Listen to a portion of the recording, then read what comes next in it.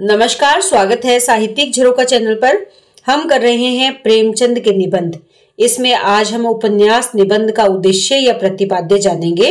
इस निबंध का सार मैं पहले करवा चुकी हूँ, उसका लिंक मैं वीडियो के डिस्क्रिप्शन बॉक्स में डाल दूंगी, तो आप वहां से कर सकते हैं।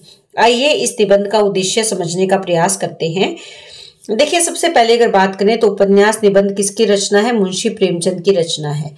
इस निबंध का प्रकाशन कब हुआ? 1925 ईस्वी में हुआ। और कहां पर हुआ? समालोचक नामक पत्र में इसको प्रकाशित किया गया। इस निबंध में उन्होंने उपन्यास के स्वरूप पर विचार किया है। उपन्यास निबंध के उद्देश्य की अगर बात करें तो इसको हम निम्नलिखित प्रकार से इसका वर्णन कर सकते हैं। यहाँ पर सबसे पहला पॉइंट हम बना सकते हैं उपन्यास लेखन की जानकारी। देखिए, इस निबंध के माध्यम से प्रेमचंद ने उपन्यास विधा का लेखन कैसे किया जाता है उसकी जानकारी दी है। उन्होंने उपन्यास की परिभाषा देते हुए इसके विषय, पात्र, उद्देश्य पर प्रकाश डाला है। लेखक ये कहते हैं कि उपन्यास की अनेक विद्वानों ने विभिन्न परिभाषाएं की है, परंतु उनकी परिभाषाओं में तालमेल नहीं है, मैतक्य, एक मत नहीं है। प्रेमचंद उपन्यास को मानव जीवन का चित्र मानते हैं। उनके अनुसार मानव चरित्र पर प्रकाश डालना ही, यहाँ मानव आएगा, मानव चरित्र पर प्रकाश डालना तथा उसके रहस्यों को खोलना उपन्यास का मुख्य उद्देश्य है। प्रत्येक मानव के चरित्र में असमानता देखने को मिलती है। उपन्यासकार को चरित्रों का अध्ययन करना चाहिए, और वो भी कैसे? बहुत ज्यादा सूक्ष्मता से, गहराई से। इससे वह आसानी से चरित्र चित्रण करके उपन्यास विधा या उपन्यास लेखन कर सकता है। तो हमें इस उपन्यास निबंध से सबसे पहले तो ये पता चलता है कि उपन्यास का लेखन किस प्रकार करना चाहिए, उसकी जानकारी प्रेमचंद ने दी है। दूसरा क्या है? लेखक के द्वारा मुख्य उद्देश्य का निर्धारण। तो ये बताने का ये उद्देश्य हम मान सकते हैं कि ये हमें बताना चाहते हैं कि लेखक जब उपन्यास लिखे तो उसे सबसे पहले अपने मुख्य उद्देश्य का निर्धारण कर लेना चाहिए।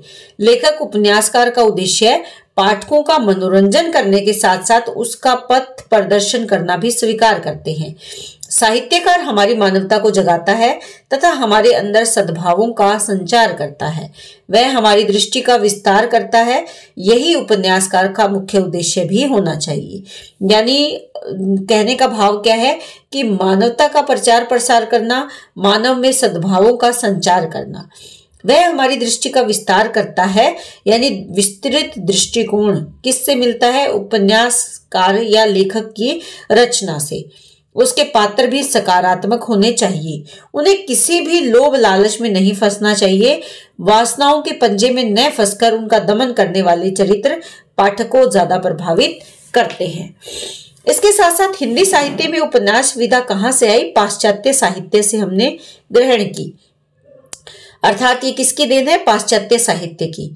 हमारे यहाँ प्राचीन काल में प्रेम और विरह के वर्णन को प्रमुखता दी जाती थी। ऐसे साहित्य में तिलस्म, अय्यारी आदि विषयों की प्रमुखता थी, जिनसे पाठकों में कौतूहल निरंतर बनना रहता था। हिंदी में तिलस्म और अय्यारी के उपन्यासों में चंद्रकांता तथा चंद्रकांता संतति ने खूब ख्याति प्राप्त की। इससे पाठकों में उपन्यास के प्रति अत्यधिक लगाव हुआ।